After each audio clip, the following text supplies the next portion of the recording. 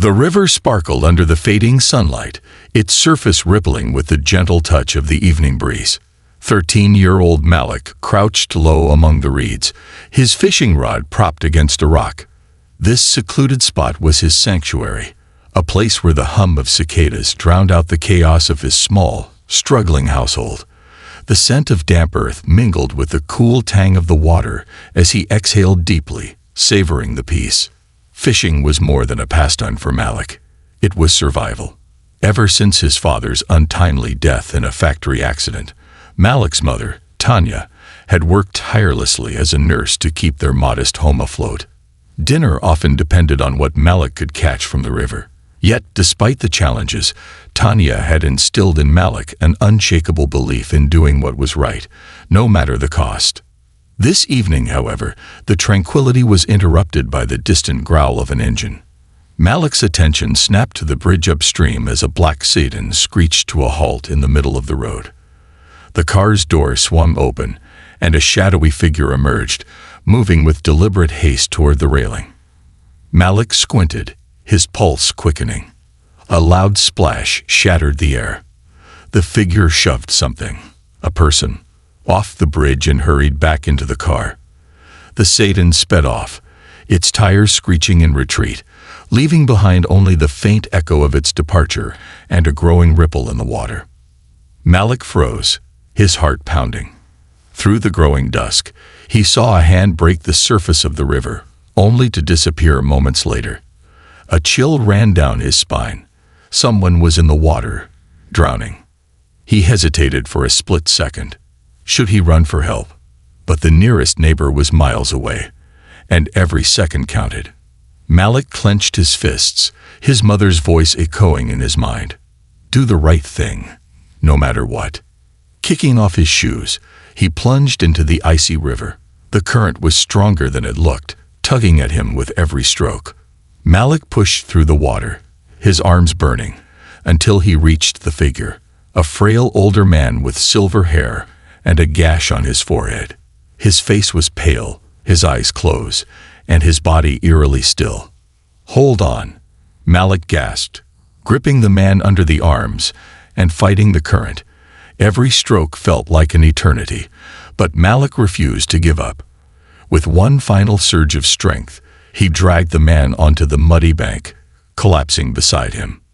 The man's chest rose and fell faintly. Relief flooded through Malik. He was alive, barely. A stranger in the shadows. Malik staggered up the riverbank, the man's weight heavy against his shoulder. The fading light made each step treacherous, the uneven terrain threatening to send them both tumbling. His muscles screamed for relief, but he gritted his teeth, refusing to stop. As he neared the modest home he shared with his mother, the glow from their single kitchen window flickered like a beacon. The old wooden door creaked open as Malik burst in, his bare feet leaving muddy prints on the floorboards. Tanya, standing over the sink scrubbing dishes, turned at the sound, her tired face, framed by loose strands of her dark hair, twisted with confusion at the sight of her son and the lifeless man he dragged behind him. Malik, what on earth? She exclaimed, rushing to his side. He needs help, Malik panted, easing the man onto their worn-out couch. I pulled him out of the river. Someone threw him off the bridge. Tanya froze, the words hanging heavy in the air. For a moment, she looked like she wanted to scold him, to demand answers. But the sight of the man, his gaunt face streaked with blood, his wrists bruised and raw, silenced her questions. Grabbing her first aid kit, Tanya knelt beside the stranger. Her nurse's instincts took over, her hand steady as she examined him. His pulse is weak, she murmured, her brow furrowing. This man's been through hell. Malik hovered nearby, wringing his hands. He's alive though, right? For now, Tanya replied, dabbing antiseptic on the gash on the man's temple. But this isn't just an accident. Someone hurt him. Malik. She glanced up at her son, her eyes sharp. What did you see? Malik swallowed hard, recounting everything. The car on the bridge, the splash, the fleeing sit-in. Tanya listened in silence, her jaw tightening with every word. When he finished, she sighed and sat back on her heels, her face a mix of worry and resolve.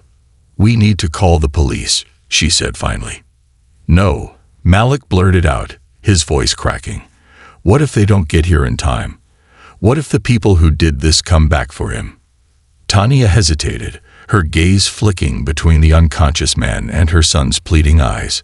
She understood his fear. Living in a small, remote town had taught them to be wary of authority that often arrived too late, or not at all. "All right," she said at last, her voice firm. "We'll keep him here tonight. But if he doesn't wake up by morning, we're calling for help." "Agreed?" Malik nodded, relief washing over him. The night was restless. Malik sat by the man's side, his eyes glued to the stranger's pale face. Tanya busied herself cleaning and preparing for the worst. The news played softly on their old television, its flickering light casting long shadows across the room. Malik barely paid attention until a voice caught his ear. "Breaking news tonight. Richard Greaves, a prominent billionaire and philanthropist, has been reported missing. His car was found abandoned near the Riverway Bridge earlier today, sparking fears of foul play." Malik's heart skipped a beat. The screen displayed a picture of an older man with silver hair and sharp features. It was him, the man lying on their couch. "Tanya," Malik called, his voice tinged with panic. "It's him. The man from the news." Tanya rushed over, her eyes narrowing as she studied the photo on the screen and then the man in their living room. The resemblance was undeniable. "Oh my God," she whispered, sinking into a chair. "That's Richard Greaves." Malik stared at her, his mind racing. He'd heard of Richard Greaves, the billionaire who funded hospitals and shelters across the state. What was he doing here, half dead and thrown off a bridge? "What do we do now?" Malik asked, his voice trembling. Tanya didn't answer right away. She stared at the unconscious man, her expression a mix of fear and determination. "We wait," she said finally. "If he wakes up, we'll get answers. Until then, no one can know he's here." The first rays of dawn filtered through the thin curtains as Malik dozed off in a chair by the couch. A low groan jolted him awake. He shot upright, his heart pounding as he saw Richard stir, his face twisting in discomfort. "Mom," Malik shouted, scrambling to his feet. "He's waking up."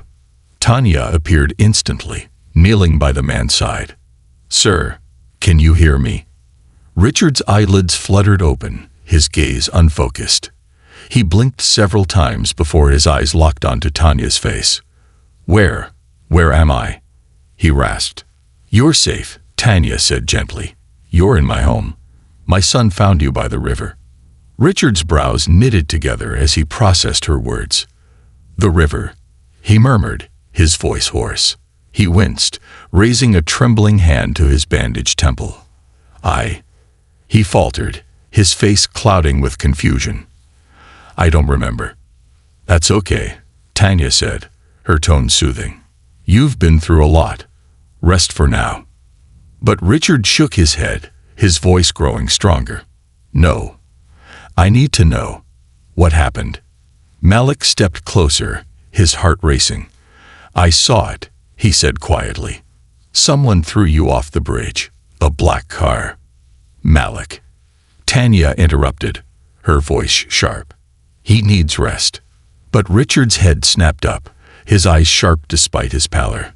"A car?" he asked, his voice trembling. "Someone threw me?" Malik nodded, his gaze steady. "I saw it happen. You were unconscious when I pulled you out." Richard's hands clenched the blanket draped over him, his knuckles white. His breathing quickened, and Tanya placed a calming hand on his arm. "Don't push yourself," she urged. "We'll figure this out." Later that morning, as Richard sipped tea and regained his strength, Malik couldn't contain his questions. "Do you remember anything at all? Who would want to hurt you?" Richard stared into his cup, his expression heavy with thought. "I remember being on the bridge," he said slowly. "There was another car. Someone got out. And then..." He paused, his face twisting with frustration. "It's like a fog. I can't see past it." "Do you think they were after your money?" Malik asked, his curiosity outweighing his fear. Richard gave a bitter laugh, his eyes glinting with something darker. "Money," he said quietly. "It's always about money." Tanya, listening from the kitchen, exchanged a glance with Malik. There was more to this story than Richard was letting on. Malik felt it in his gut. This wasn't just about wealth. It was about power, betrayal, and secrets too dangerous to leave uncovered.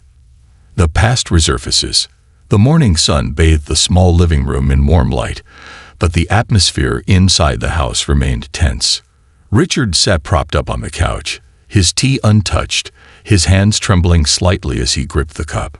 Malik sat across from him, restless and full of unspoken questions, while Tanya stood by the window, peeking through the curtains as though expecting someone to come knocking at any moment.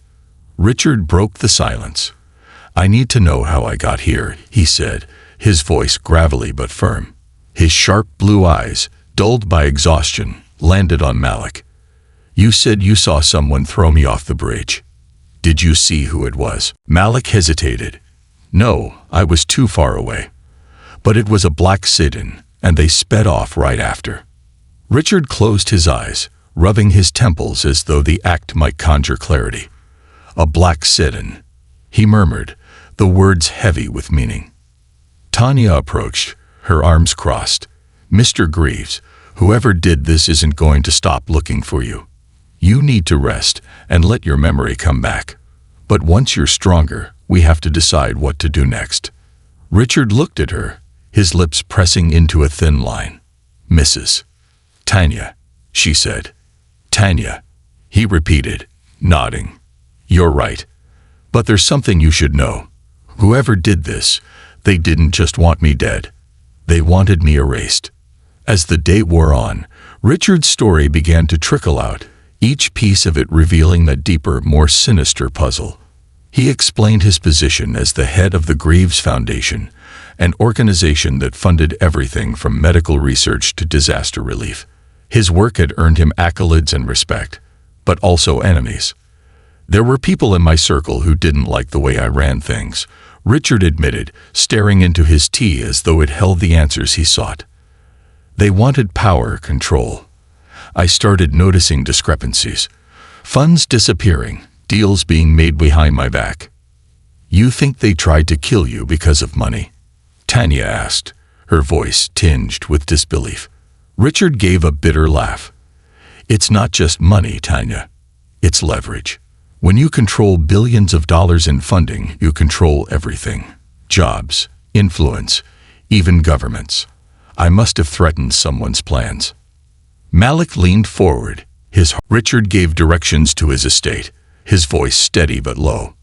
"If we're lucky, no one will be there. They'll think I'm already dead." "And if they're not?" Tanya asked, gripping the steering wheel tightly. "Then we'll need to be quick," Richard said. "In and out." The shadow of betrayal. The car rumbled along the winding road leading to the Greaves estate, its tires crunching over gravel as the trio approached the outskirts of the property. Malik craned his neck, peering out the window at the looming silhouette of the mansion. Even in the dim pre-dawn light, it exuded an eerie sense of abandonment. The once pristine gardens now overgrown, and the windows dark like empty eyes. "Is it always this quiet here?"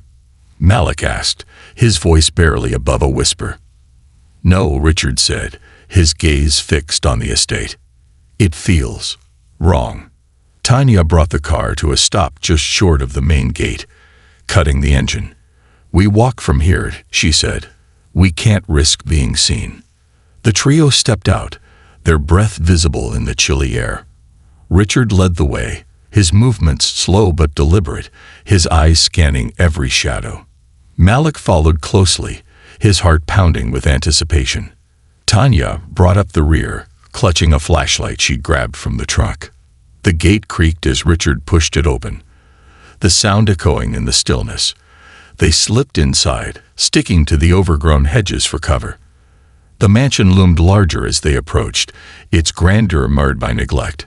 Malik couldn't help but feel as though the house was watching them, its cracked facade hiding secrets. "Do you think they've been here?" Tanya whispered. Richard paused, his hand resting on the wrought iron railing of the front steps. "If they had, they'd have left more than silence behind," he said grimly. "But we can't be too careful." He led them around the side of the mansion to a narrow service door hidden behind ivy. "This way," Richard said, pulling out a small key from his pocket. He hesitated for a moment, his expression darkening. "I didn't think I'd ever have to use this again." The key clicked in the lock, and the door swung open with a groan. Inside, the air was thick with dust, and the faint smell of damp wood lingered. Malik coughed, waving a hand in front of his face. Tanya shushed him, her flashlight cutting through the darkness. "This way," Richard whispered, moving with surprising confidence for a man who had been near death just days earlier. He led them through a maze of narrow hallways and staircases until they reached a study at the far end of the house. The room was grand yet cluttered, its walls lined with bookshelves, and its center dominated by a massive oak desk. Richard walked to a painting hanging above the fireplace, a portrait of his late wife, her serene expression forever frozen in time.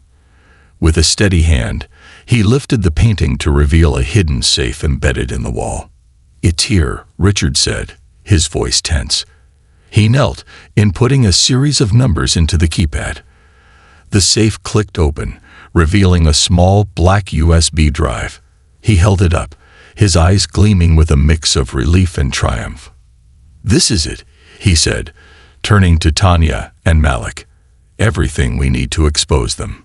Before anyone could respond, a loud crash echoed from somewhere in the house. Tanya whipped around, the flashlight shaking in her hand. "What was that?" she hissed. Richard's expression hardened. "We're not alone." The desperate escape. Malik's heart pounded as another sound. A heavy footstep reverberated through the mansion. "They're here," he whispered, his voice trembling.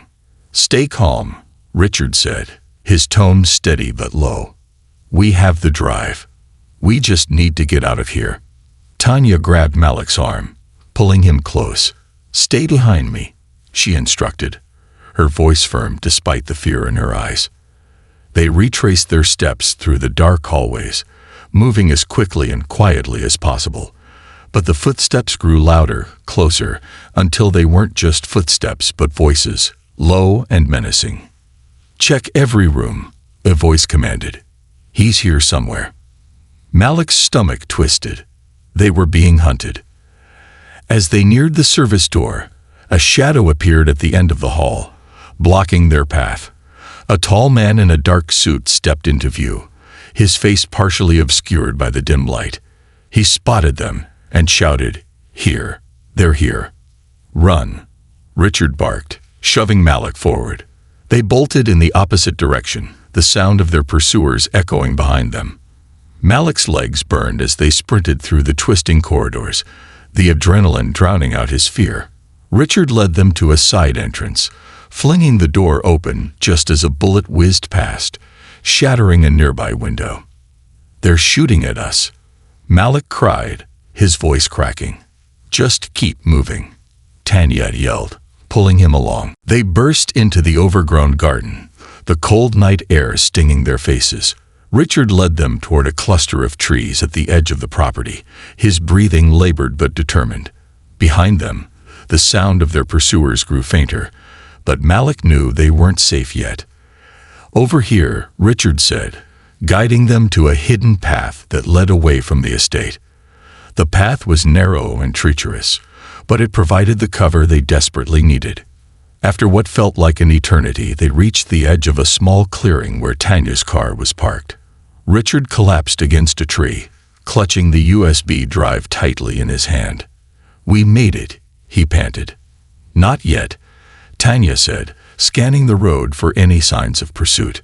"We need to get out of here, fast." A new beginning. As the car sped away from the estate, Richard slumped in the back seat, exhaustion finally catching up to him. Malik sat beside him, staring at the USB drive in Richard's hand.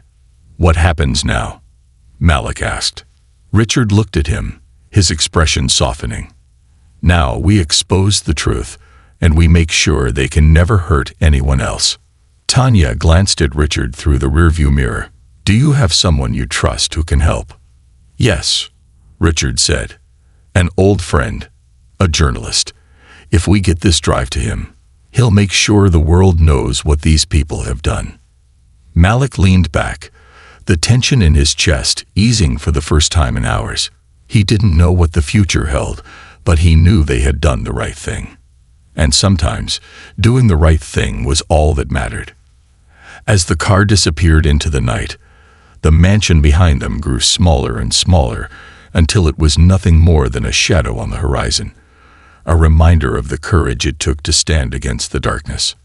Unmasking the truth, the drive into the city was tense, every passing car a potential threat, every shadow along the roadside a possible ambush. Richard sat in the back seat, cradling the USB drive in his hand like a lifeline. Malik leaned forward in his seat, his eyes darting nervously between the road ahead and the side mirrors. "Where are we going?" Tanya asked, her hands gripping the wheel tightly. "To someone I trust," Richard replied, his voice low but resolute. "Miles Davenport. He's an investigative journalist, a bulldog when it comes to corruption. If anyone can help us make this public, it's him." Tanya nodded but didn't speak. Her mind was racing. She couldn't help but glance at her son, whose face was set with determination. Malik was young, too young for any of this. Yet here he was, caught in a web of deceit and danger far beyond what she'd ever imagined. She resolved to protect him at all costs, no matter how this unfolded. Hours later, they arrived in the city, its lights casting a harsh glow against the pre-dawn sky. Richard directed Tanya to a quiet street lined with old brownstone buildings. He pointed to one at the far end, its windows glowing faintly with light. "He's up," Richard said with a small, relieved smile. "Davenport doesn't sleep much, always chasing the next big story." The trio climbed the narrow steps to the building. Richard knocked 3 times, then paused before knocking twice more, a coded signal. Moments later, the door opened, revealing a tall man in his 50s with salt and pepper hair and sharp, assessing eyes. His expression softened when he saw Richard. "Greaves," Davenport said, his voice tinged with both surprise and concern. "I heard you were missing. Figured you were either dead or hiding." "Almost both," Richard said with a grim chuckle. He stepped inside, gesturing for Tanya and Malik to follow. "Miles, we need your help." The revelation. Inside Davenport's cluttered office, Richard laid everything out. The USB drive, the attempted murder, the conspiracy within the Greaves Foundation. Every detail was laid bare. Davenport listened intently, his fingers steepled under his chin. "This is huge," Davenport said finally, his tone grave. "If what's on that drive is what you say it is, it's not just your life at stake. These people have the power to destroy anyone who gets in their way. They already tried," Richard said, gesturing to his bandaged head. "They failed. But I need to make sure they never get another chance." Davenport leaned forward. "This drive, it's encrypted, right?" "Of course," Richard replied. "But you'll need to access it through a secure system. I can guide you." Malik, who had been quiet until now, spoke up. "What if they come after you too?" Davenport smiled, a glint of defiance in his eyes. "Let them try. I've been exposing people like this for decades. I know how to handle myself." The story breaks. Over the next 48 hours, Davenport and his team worked tirelessly, decrypting the data on the USB drive and verifying its contents. As the pieces fell into place, the full scope of the conspiracy became clear. The documents revealed widespread corruption within the Greaves Foundation, embezzlement, bribery, and even connections to criminal organizations. The very board members who had accused Richard of misconduct were orchestrating the entire scheme, using the foundation's funds to line their own pockets. But the revelations didn't stop there. Emails and memos on the drive hinted at a broader network of power brokers, politicians, CEOs, and even law enforcement officials who were complicit in the corruption. The implications were staggering. "This isn't just about the foundation," Davenport said, pacing his office as he read through the files. "This is a systemic rot. If we take this public, it'll shake the entire establishment." "Good," Richard said, his voice firm. "They deserve to be exposed." A sudden turn. The morning the story was set to break, the tension was palpable. Richard and Malik sat in Davenport's office, watching as the journalist gave his final instructions to his team. "Once this goes live, they'll come after all of us," Davenport said. "Be ready." Richard nodded. "I've been ready since the moment they threw me off that bridge." Suddenly, Malik's phone buzzed. He glanced at the screen, his face going pale. "Mom," he said, his voice trembling. "She says there's a black car outside the house." Richard's jaw tightened. "They found us." Davenport acted quickly, grabbing a secure phone and issuing orders to his team. "Get Tanya somewhere safe. Now." Malik's hands were shaking. "What if they hurt her?" "They won't," Richard said, placing a reassuring hand on the boy's shoulder. "Your mom is smart. She'll stay one step ahead." Despite his words, Richard's mind raced. He knew what these people were capable of, and the thought of Tanya or Malik being harmed because of him was unbearable. The aftermath. The story broke that afternoon. Major news outlets picked it up within hours, the headlines screaming of scandal and betrayal. Greaves Foundation exposed. Billionaire uncovers corruption at the highest levels. The evidence was undeniable, and public outrage was immediate. The corrupt board members were arrested, their assets frozen as investigations widened.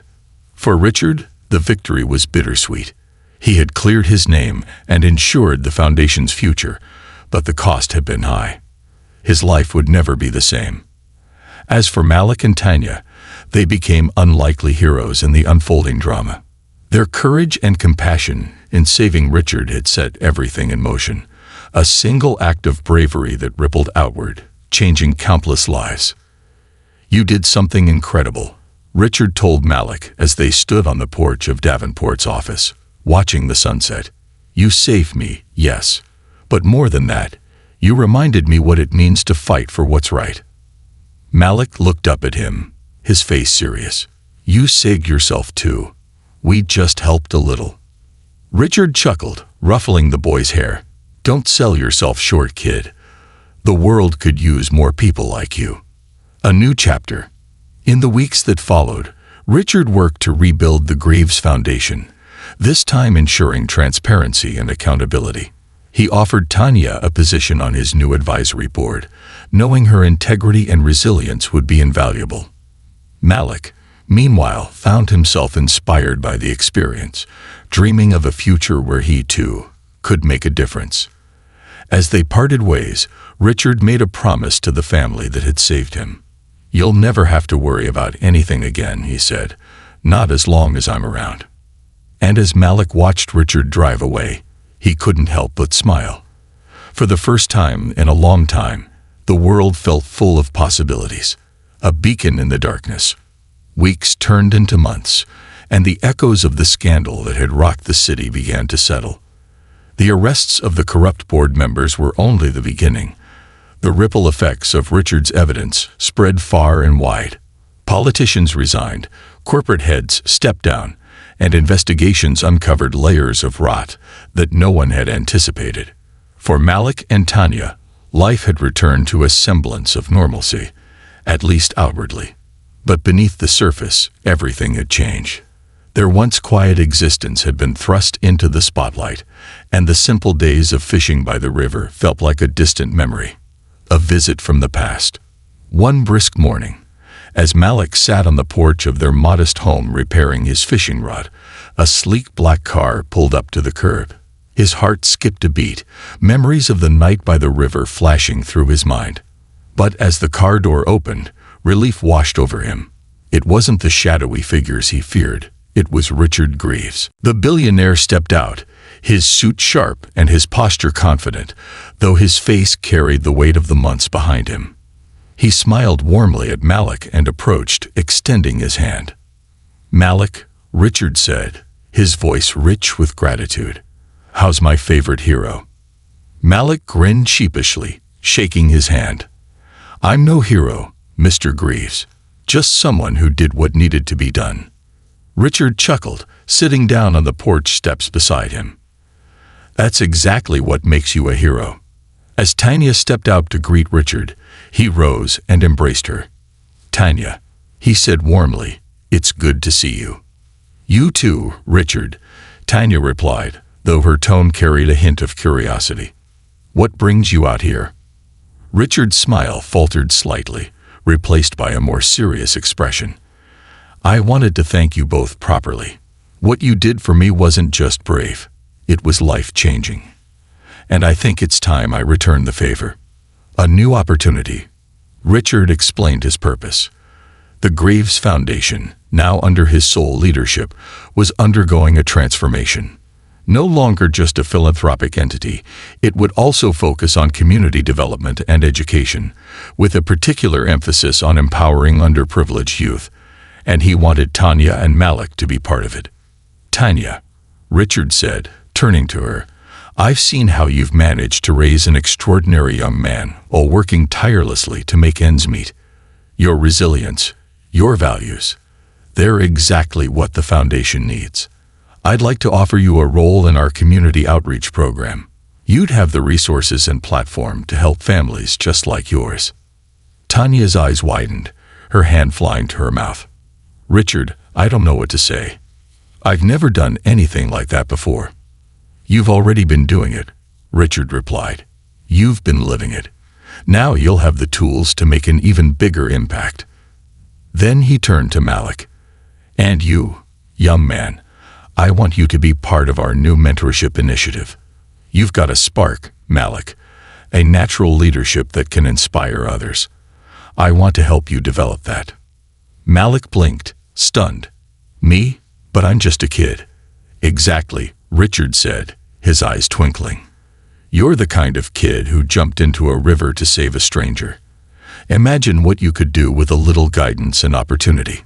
Challenges ahead. Though flattered and grateful, Tanya hesitated. "Richard, this is an incredible offer, but it's also a big responsibility. And honestly, I'm not sure we're ready for all the attention that comes with it."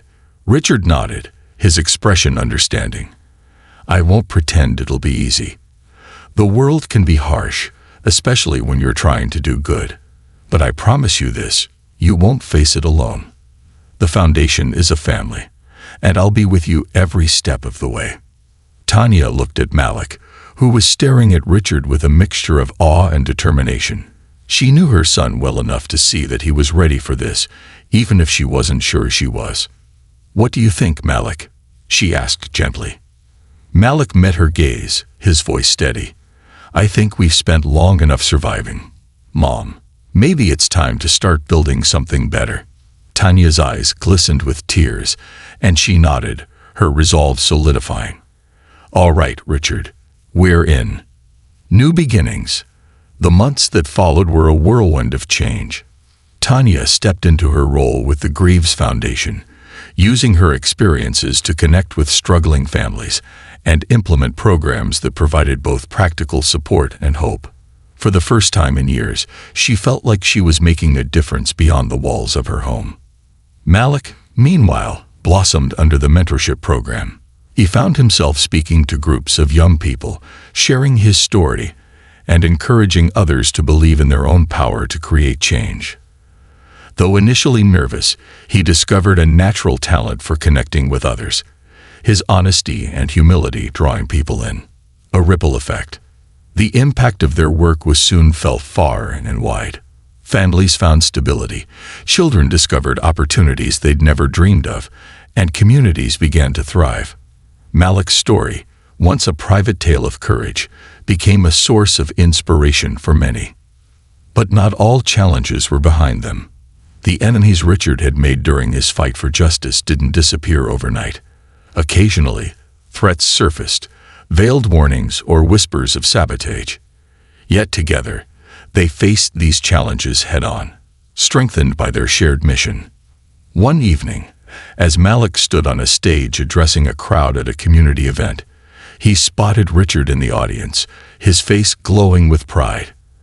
After the event, Richard approached him, clapping a hand on his shoulder. "You've come a long way, Malik," Richard said. "I hope you know how many lives you've changed." Malik smiled, looking out at the crowd of smiling faces. "I didn't do it alone." Legacy of Light. Years later, the Greaves Foundation became a beacon of hope, its work recognized globally. Tanya's tireless efforts earned her awards and accolades, though she remained humble, always focused on the people she served. Malik, now a young man, took on an increasingly prominent role, using his voice to advocate for justice and opportunity. Through it all, Richard remained their steadfast ally, his gratitude for their bravery shaping every decision he made. Together, they proved that even in the face of darkness, a single act of courage could spark a light bright enough to change the world. And for Malik, Tanya, and Richard, the river where their story began became a symbol of resilience, transformation, and the power of doing what's right, no matter the odds. A closing chapter. Years later, as the seasons turned and the world moved on, the small house by the river remained unchanged in its modest charm. Malik, now grown, often visited the spot where it all began, the riverbank where he had made the split-second decision that forever altered his life. It was a place of reflection, a reminder of how one brave act could set off a chain of events far greater than he could have imagined. The power of a single choice. The Greaves Foundation continued to thrive, becoming a global symbol of integrity and resilience. Its programs had transformed countless lives, proving that compassion and courage could dismantle even the deepest corruption. Tanya's name became synonymous with hope, her story inspiring mothers everywhere to believe in the extraordinary strength that ordinary people possess. Malik, having stepped into a leadership role within the foundation, often spoke about the lessons he'd learned from his journey. In one of his speeches, he shared a reflection that resonated deeply with his audience. "On that day by the river, I was just a scared kid with no idea what I was doing. But I knew one thing: if I didn't act, someone would die. And that's the lesson I carry with me. It's not about being fearless or perfect. It's about doing what you can with what you have, right where you are. Courage doesn't mean you're not afraid. It means you act despite your fear." A reunion by the river. One quiet evening, Richard visited Malik and Tanya at their home. He brought with him a small gift, a silver medallion engraved with a simple phrase: "Courage creates ripples." "I had this made for you both," Richard said, his voice warm with gratitude. "Because that's exactly what you've done. Your courage didn't just save me, it saved countless others. The ripples of your actions will continue long after we're gone." Malik turned the medallion over in his hands, his heart swelling with pride and humility. "You were right, Richard," he said. "Sometimes, doing the right thing really does change everything." Richard smiled, his expression thoughtful. "And sometimes, the people we think we're helping end up saving us." A quiet legacy. As the years passed, the story of the boy who jumped into the river and the billionaire who rebuilt his life became legend. It was told in classrooms, written about in books, and remembered by all who believed in the power of one brave decision. For Malik, Tanya, and Richard, life was not without its challenges, but they faced each one with the same resolve that had brought them together in the first place. They remained a family bound not by blood, but by shared purpose and the unshakable belief that light could always outshine darkness. The river continued to flow, as rivers always do, carrying with it the memory of that fateful day. And as Malik often said to those who came to him for advice, "Life will always test you. It'll throw challenges your way and push you to your limits. But in those moments, you have a choice. You can stand still, or you can jump in. And when you choose to act, to be brave, you might just discover that your courage has the power to change not just one life, but many. This concludes the story. Thank you for watching until the end. I hope you found it enjoyable. If you did, please consider liking the video and sharing it with your friends. Don't forget to subscribe to our channel and activate the notification bell for more captivating stories. Have a great day.